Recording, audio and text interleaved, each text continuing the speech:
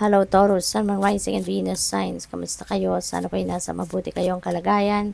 Welcome back po sa Star Tarot. Kung bago kayo rito, welcome din kayo. Thank you for your support. I truly appreciate it. God bless you all, Taurus.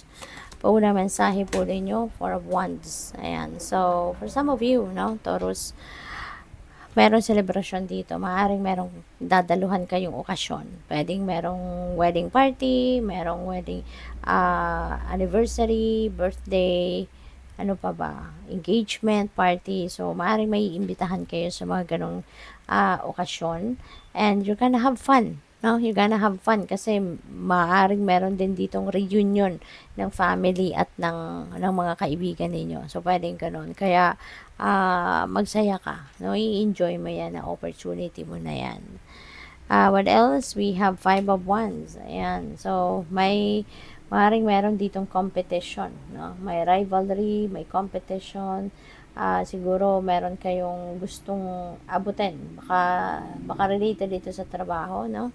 Taurus.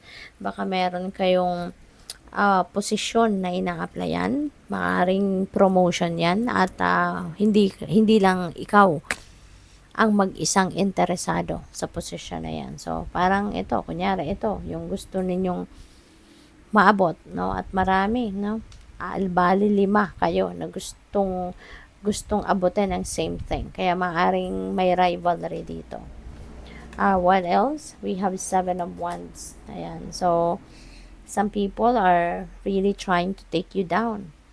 Baka ikaw yung nasa taas, baka ikaw ito, no, na malapit nang makuha yan. And these people are trying to take you down.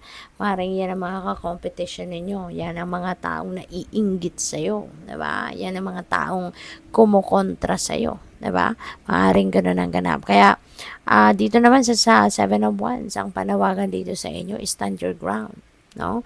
Ipaglaban mo kung ano din ang para sa'yo, kung ano sa tingin mo yung para sa'yo, pagsikapan mo na makuha mo, yung ganon. I-claim ninyo, yung ganon, no?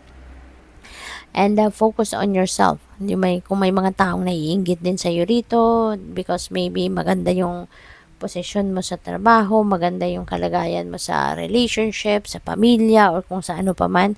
Kaya maaari sigurong marami yung naiinggit sa'yo, maraming naninira sa'yo, maaring ganon, no? So, just focus on yourself, no?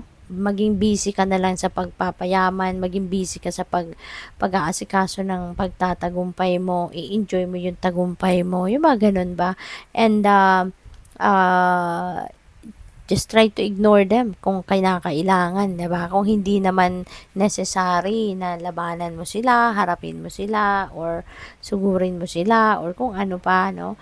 If it's not necessary, if it's not worth your time, effort, and energy, so just practice the art of deadma, diba?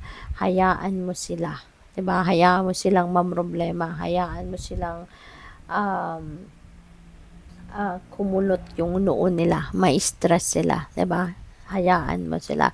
Just focus on yourself, just focus on your life, okay? Just focus on your success. So what else? We have 9 of Cups. Ayan. So, this is very, very beautiful energy. Meron kayong mga wishes dito na magka-come to fruition. Talagang nagliliwanag. May mga liwanag. Talaga, yung heart chakra ninyo, ibig sabihin, umaapaw yung saya ng iba sa inyo rito, Taurus. And maybe because you are receiving your heart's desires na. Marireceive mo na kung ano man yung wants mo, kung ano yung mga minimithi mo, kung ano yung mga pangarap mo, kung ano yung mga wishes mo, magka-come to fruition na. Diba? Kaya iba yung saya ang inyong mararamdaman. This is also a time for happiness and joy. Kasi nga, 'di ba, makukuha mo na kung ano mga gusto mo. Isa pa, may financial and material success dito. Abundance and prosperity also may come your way. Kaya hindi talaga malayo, no, na maraming naiinggit at naiinis sa'yo. So what else? We have death, no? Rebirth, napakaganda kasi magbabagong buhay ka na. 'Di ba? Merong mga bagong ganap sa buhay mo rito at this is the end of an era. No? Meron ditong mga tatapusin kayo, meron kayong mga sitwasyon or bagay dito na puputulin mo na ang connection mo sa mga ito at magsisimula ka ng bagong chapter sa buhay mo. Okay? So, dito, you are going to start something new.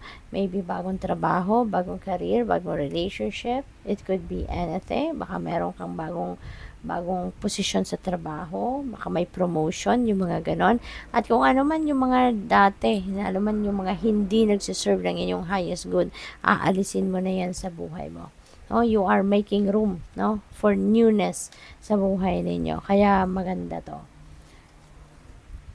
Page of Cups, ayan, may mga impormasyon na paparating, may mga balita na paparating dito na magpapakilig sa'yo. So, pwede, no, related ito siguro sa love life, no, para sa iba sa inyo if you're single, kasi 'di ba dito, this is a time for falling in love. So, baka sa ngayon, ma-meet mo na yung inyong person, no, yung magiging jowa ninyo, magiging asawa ninyo, boyfriend or girlfriend. So, baka ngayon, ma-meet mo na sila. So, yun, magiging tigidig talaga, no? Merong kilig, no, na mararamdaman ng iba sa inyo rito. So, maybe, meron kayong mga invitation talaga for kasiyahan, no, okasyon, celebration, at magiging ano kayo dyan, magiging excited, no, yung ganon. Kaya, good luck sa'yo. Thank you for watching. Love and light. Namaste.